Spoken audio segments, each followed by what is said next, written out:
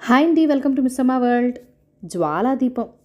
ధవళగిరి రాజకుమారుడైన చిత్రసేనుడు అడవికి వేటకు వెళ్ళి కొండ గుహల్లో ఒక సిద్ధుడిని చూశాడు. సిద్ధుడు అతడికి ఒక వెదురు బుట్ట ఇచ్చాడు. చిత్రసేనుడు ఆ బుట్ట మూత తీయగానే ఒక మహాభవనం కనిపించింది. ఆ వెంటనే ఉగ్రాక్షుడనే రాక్షసుడు రంకెలు వేస్తూ అక్కడికి వచ్చాడు. ప్రాణాలతో బయటపడేందుకు చిత్రసేనుడు తన మొదట పుట్టబోయే కొడుకును ఆ రాక్షసుడు పరం చేయటానికి ఒప్పుకున్నాడు. తర్వాత ఉగ్రాక్షుడు అడవి చెట్ల చాటును కనిపించకుండా పోగానే చిత్రసేనుడు బతుకు జీవుడా అనుకుంటూ ఒక పెద్ద నిట్టూర్పు విడిచాడు. ఏదో విధంగా తన ప్రాణాపాయం నుంచి బయటపడ్డాడు. ఇక తను ఈ కీకారణ్య ప్రాంతం వదిలి ఏదో విధంగా ధవళగిరి నగరం చేరాలి. చిత్రసేనుడు ఇలా ఆలోచిస్తూ లేచి నిలబడి పడమట్టు దిక్కు కేసి చూశాడు. సూర్యుడు అస్తమించటానికి మరెంతో కాలం లేదు. తన ఎదురుగా ఆకాశాన్ని అంటుతున్నంత పెద్ద భవనం బుర్జుల మీద సూర్యకిరణాలు ఎర్రని కాంతులతో ప్రకాశిస్తున్నవి. ఆ వెలుగులో ఎత్తైన భవనం బుర్జులు మిలమిల్లాడుతున్నవి. ఎంత అందమైన భవనం! ఇందులో అడవి మృగాల గుడ్లగూబల గబ్బిలాలు నివసించగలవేం అనుకుంటూ చిత్రసేనుడు తన దృష్టిని మరోవైపుకు తిప్పి నిరుత్సాహంగా బయలుదేరాడు. అతడు ఈ విధంగా 4-5 అడుగులు వేశాడో లేదో అంతలో హఠాత్తుగా వెనక నుంచి మహారాజా అన్న పిలుపు వినబడింది. మహారాజా ఎవరు? ఈ నట్టడవిలో ఈ మానవ కంఠస్వరం ఎక్కడిది అనుకుంటూ చిత్రసేనుడు ఆశ్చర్యపడి వెనుదిరిగి చూశాడు. అతడి కంటికి విలువైన దుస్తులు ధరించిన 3 వ్యక్తులు, వారికి కొంచెం వెనుదుగా కొందరు భటులు కనిపించారు. ఈ వింత చూసి చిత్రసేనుడు ఏదో అనబోయేంతలో విలువైన దస్తులు ధరించిన వారిలో నుంచి ఒకడు వేరుపడి ముందుకు వచ్చి అతడికి నమస్కరిస్తూ, మహారాజా, మీరు ఎంతకు రాజభవనానికి రాకపోయేసరికి మీకోసం అడవి అంతా గాలిస్తూ చివరికి మిమ్మల్ని ఇక్కడ కలుసుకున్నాం అన్నాడు. నేనా మహారాజును అంటూ చిత్రసేనుడు విస్తుపోయాడు. చిత్రసేనుడు ఇలా అనగానే ముందుకు వచ్చి అతన్ని మహారాజా అని సంబోధించిన వ్యక్తి చటుక్కున వెనుదిరిగి, సేనాని, మహారాజు గారు చాలా శ్రమపడినట్లున్నారు, బోయిలెక్కడా అన్నాడు ఆదురాదుగా. మంత్రిగారు వాళ్ళని చెట్టు చాటున ఆగి తమ ఆజ్ఞ కోసం వేచి ఉండమన్నారు కదా అంటూ సేనాని అక్కడి నుంచి కదిలి కొంత దూరం వెళ్ళి గట్టిగా చప్పట్లు చరిచాడు. ఆ వెంటనే అయ్యా వస్తున్నాం అన్న జవాబు వినపడింది. మరుక్షణంలో పల్లకి ఎత్తుకొని బలిష్ఠులైన 4 బోయిలు చిత్రసేనుడి దగ్గరికి వచ్చారు. సేనానాయకుడి చేత మంత్రి అని పిలువబడిన వ్యక్తి ఎంతో గౌరవ పురస్కారంతో చిత్రసేనుని సమీపించి వంగి ప్రణామం చేస్తూ, మహారాజా, పల్లకి తెప్పించాను, అధిష్ఠించండి. మీకేమాత్రం ఆయాసం కలగకుండా బోయిలు ఈ పల్లకిలో తమని భవనంలోకి తమ పడగదికి చేరుస్తారు అన్నాడు. మంత్రి అన్న ఆ మాటలు వింటుంటే చిత్రసేనుడికి నిజంగానే తన అధిక శ్రమ చేసి ఉన్నందువల్ల అడుగు తీసి అడుగు వేయలేననిపించింది. ఆ కారణంగా అతను మారు మాట్లాడకుండా పల్లకి ఎక్కి కూర్చున్నాడు. అంటూ మంత్రి బోయిలను హెచ్చరించి అంతలోనే తన దగ్గరికి వచ్చి చెవులో ఏమో చెప్పిన వ్యక్తితో, కోశాధికారు గారు క్షమించాలి, రాజు ఆ గారికి విశ్రాంతి అవసరం గనక ఈ విషయం వీలు వెంట వారితో సంప్రదించి వచ్చును, ఇది సమయం కాదు అన్నాడు. పల్లకీలో ఎక్కి కూర్చున్న చిత్రసేనుడి సంభాషణ వింటూనే, ఓహో, నాకు రాజభవనమే కాకుండా మంత్రి, సేనానాయకుడు, కోశాధికారి కూడా ఉన్నారన్నమాట అనుకున్నాడు ఎంతో ఆశ్చర్యపడుతూ. కొద్దిసేపటి తర్వాత బోయిలు చిత్రసేనుని భవనం వైపు అంతస్తులోని ఒక విశాలమైన గది దగ్గర దించారు. అతడికి పల్లకి దిగి గదిలో ప్రవేశిస్తూనే అక్కడ హంసతూలికా తల్పం, చక్కని మెత్తళ్ళు, కింద పరిచున్న రత్న కంబళులు చూసి మరింత ఆశ్చర్యపడ్డాడు.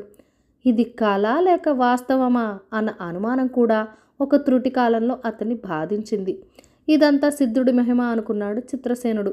ఇంత చిన్న వెదురుబుట్టలో ఆకాశాన్నంటే మహాభవనాన్ని దాచిపెట్టగలిగిన ఆ మహాసిద్ధుడికి ఈ భవనంలో రాజోచితమైన ఇన్ని సౌకర్యాలు, మంత్రి, సేన నాయకుల్ని, నౌకర్ని ఏర్పాటు చేయటం పెద్ద సమస్య కాదనుకున్నాడు అతను. తనకు ఇంత మేలు చేసిన సిద్ధుడి గురించి ఎంతో కృతజ్ఞతాభావంతో చిత్రసేనుడు తలపోస్తూ ఉండగా అతనికి పంచభక్ష పరమాణాలతో భోజనం వచ్చింది. మధ్యాహ్నం నుంచి ఆకలితో నకలకలాడుతున్న అతను తృప్తిగా భోజనం చేశాడు. తర్వాత హంసతూలికా తల్పం మీద మేనువాల్చి భావి కార్యక్రమాన్ని గురించి ఆలోచించసాగాడు.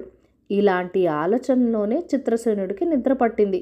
అతడికి మెలకు వచ్చేసరికి గది వాక్షం నుంచి లేత సూర్యకిరణాలు లోపలికి ప్రవశిస్తున్నాయి. ఒక్క రాత్రి ఈ అపురూపమైన భవనంలో గడిపానని, సూర్యోదయం అయిందని అతడు గ్రహించాడు.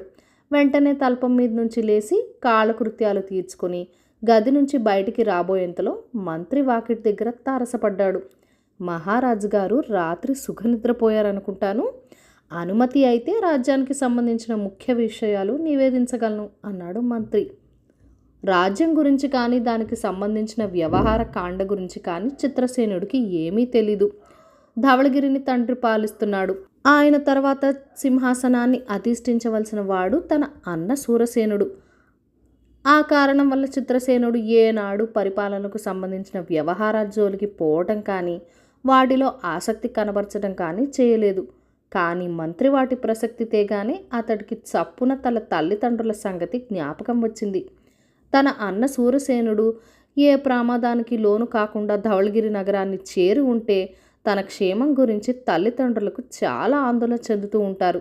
కనుక ముందుగా తన క్షేమ సమాచారాల సంగతి వారికి ఎరకపరచటం మంచిది. చిత్రసేనుడు ఇలా అనుకుని మంత్రితో, మీకు ధవళగిరి నగరం గురించి తెలిసే ఉంటుంది. దానికి రాజైన తారకేశ్వరుడికి నేను ఇక్కడ క్షేమంగా ఉన్నట్టు వార్త పంపించండి. తతిమ విషయాలు వీలు వెంట మాట్లాడదాం అన్నాడు. చిత్తం, అలాగే కగ్గుపురు పంపుతాను. కోశాధికారి కోశాగారంలో ప్రస్తుతం ఉన్న ధనం గురించి ఇతర విలువైన వస్తువుల గురించి లెక్క కట్టి ఒక జాబితా తయారు చేశాడు. ఆ జాబితా తీసుకుని ఆయన్ని ఇక్కడికి రమ్మని సెలవా అని అడిగాడు మంత్రి. ఆయన్ని ఇక్కడికి రానవసరం లేదు, ఆ జాబితా ఏదో పంపమనండి చాలు అన్నాడు చిత్రసేనుడు. కొన్ని నిమిషాల తర్వాత నౌకరొకడు జాబితా తెచ్చిచ్చి చిత్రసేనుడికి ఇచ్చాడు. ఖజానాలో నిలువున్న ధనం, విలువైన రత్నాలు, బంగారు నాణాల గురించి వివరాలతో ఉన్న ఆ జాబితా చూస్తూనే చిత్రసేనుడికి చెప్పలేనంత అద్భుతపడ్డాడు.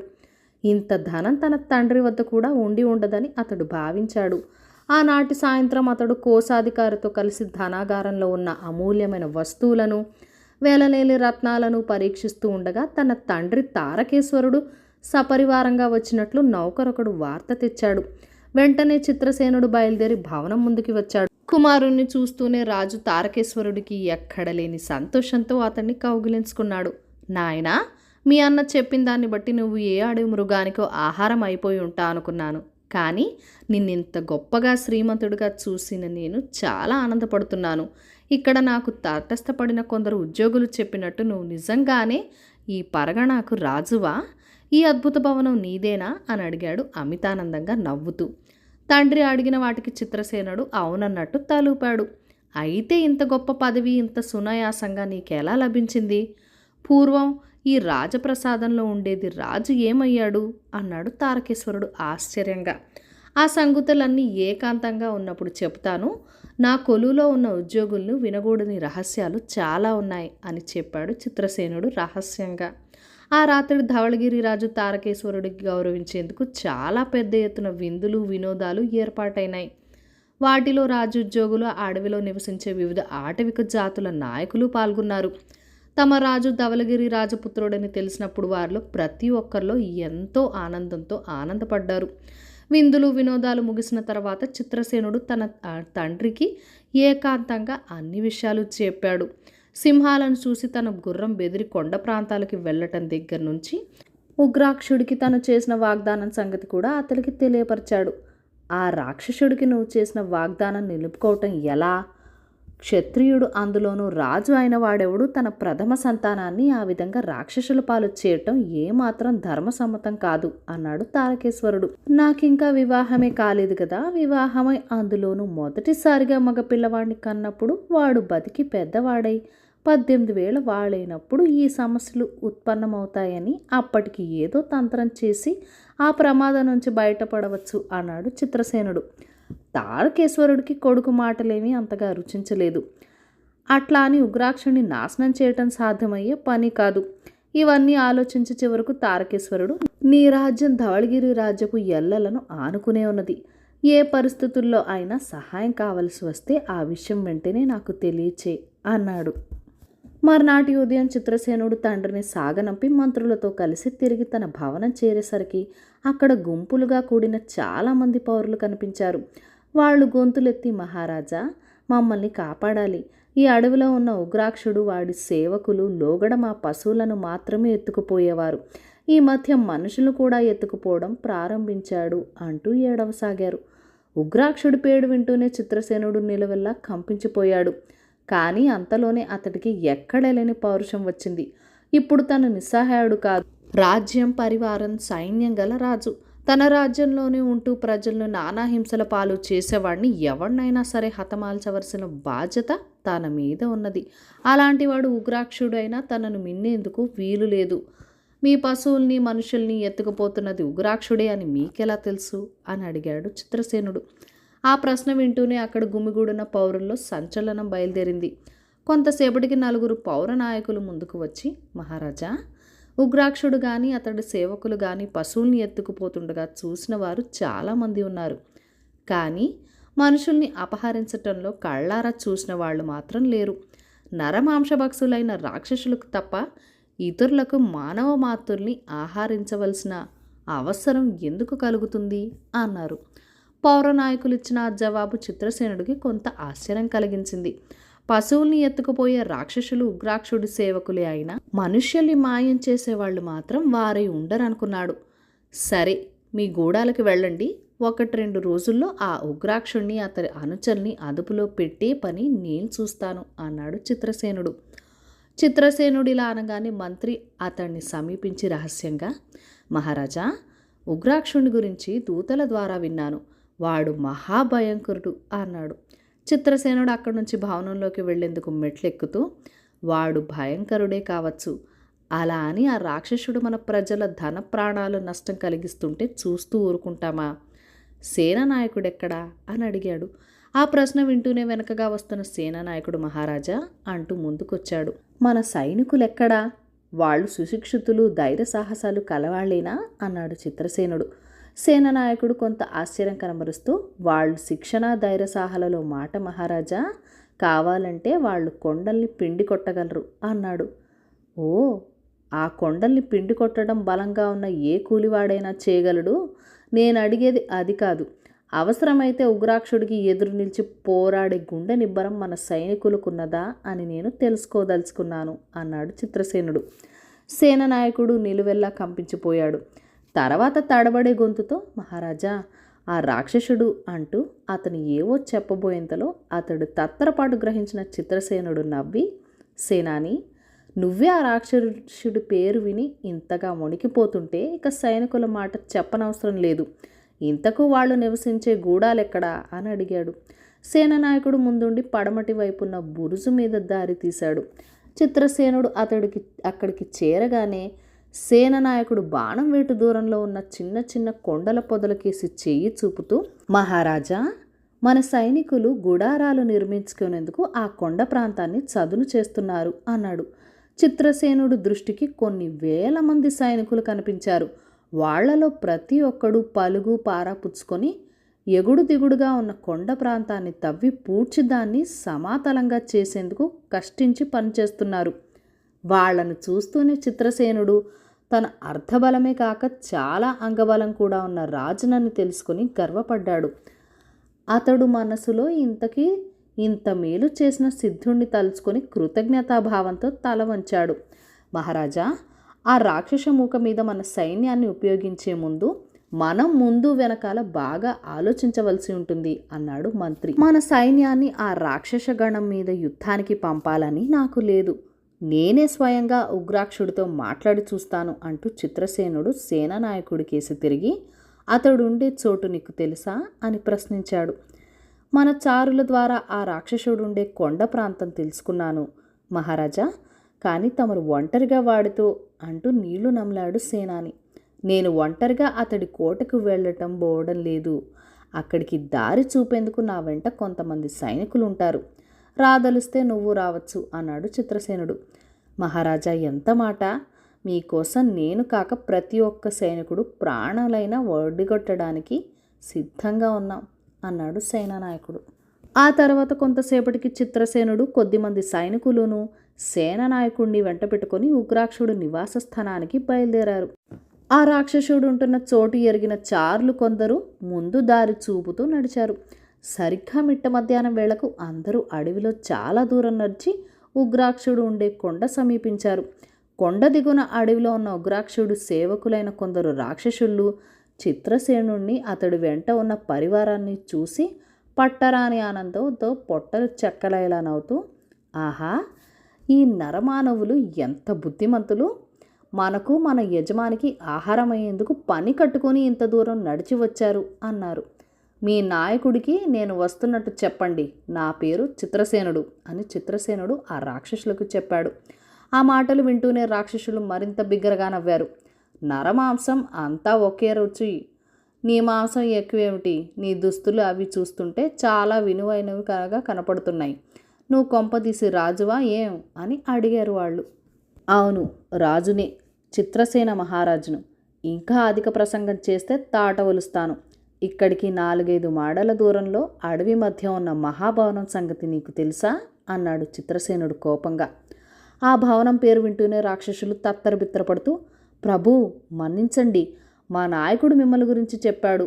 మాకు ముందు ముందు కాబోయే మహానాయకుడు మీరే పంపుతారట. రండి, దయచేయండి, మా నాయకుడు కోటలోనే ఉన్నాడు అంటూ చిత్రసేనుడికి అతడి పరివారానికి అడుగులకు మడుగులు ఒత్తుతూ ఉగ్రాక్షుడిని కోటకేసి దారితీశారు. ఉగ్రాక్షుడు నివసించే కోట చాలా విచిత్రమైనది. అతడు అడవి మధ్య ఉన్న ఒక చిన్న కొండను తొలపించి అందులోని గదులు, ద్వారాలు, బుర్జులు అన్నీ ఏర్పాటు చేయించుకున్నాడు. కోట చుట్టూ ఉన్న ఎత్తైన గోడ, దానిమీద 4 దిక్కులా ఉన్న పెద్ద బుర్జులు, దాని ముఖద్వారం అంతా ఒకే రీతిలో మలచబడింది. యుద్ధం చేసి రాక్షసుడు కోటని పట్టదలిచిన మానవ మాతృడు ఎవడైనా ఉంటే అది సాధ్యమయ్యే పని కాదు. మరో రాక్షసుడైనా దాన్ని ఆక్రమించుకోవటం దుస్సాధ్యం. చిత్రసేనుడు ఈ వింత కోటని ఆశ్చర్యంగా చూస్తూ ముఖద్వారం బట్టి లోపలికి ప్రవేశించగానే ఉగ్రాక్షుడు వికటాటహాసంతో వినబడింది. అతడు తన గృహం ముందున ఒక ఎత్తైన రాతి మీద ఆసనం మీద కూర్చుని ఉన్నాడు. ఓ చిత్రసేన, ఏడి, నువ్వు వాగ్దానం చేసిన నీ జ్యేష్ఠపుత్రుడు ఎక్కడా అంటూ ఉగ్రాక్షుడు అందరినీ కలియజూశాడు. ఉగ్రాక్ష, నీకేమైనా మతి చాంచల్యం కలిగిందా? నిన్నగాక మొన్నే కదా నేను నీకు వాగ్దానం చేసింది. అప్పుడే 18 ఏళ్ళు గడిచినాయని ఎలా అనుకున్నావు అన్నాడు చిత్రసేనుడు. చిత్రసేనుడు మాటలకు ఉగ్రాక్షుడు మరింత బిగ్గరగా నవ్వాడు. రాక్షసుడు మతిలో ఉన్నప్పుడే మానవ జాతికి మహాభయంకరుడు. అలాంటప్పుడు మతి చెడు పిచ్చితనం చేయటం జరిగితే మానవ జాతి నశించిపోతుంది అన్నాడు ఉగ్రాక్షుడు. మానవ జాతి సంగతేమో నాకు తెలియదు కానీ ముఖ్యంగా నా రాజ్యంలో మానవులు మాత్రం నశించిపోతున్నారు అన్నాడు చిత్రసేనుడు. నీ రాజ్యమా అంటూ ఉగ్రాక్షుడు ఆశ్చర్యపడి అంతలోనే చిరునవ్వు నవ్వుతూ, అవును, ఈ ఉగ్రాక్షుడికి అడవి అంతా నీ రాజ్యమే. నర్మదా నది తీరాన ఉన్న ధవళగిరి రాజ్యం వైపు తప్ప తాతిమ్మ అన్ని దిక్కలు ఈ ఉగ్రాక్షుడి అడవి ఎటు చూసినా 100 ఆమడలు అన్నాడు. ఆ అడవి మధ్య ఉన్న గ్రామాల్లో, గూడాల్లో ఉన్న ప్రజలు నీ అనుచరులను సంచరిస్తున్నారు, పశువులను ఎత్తుకుపోతున్నారు.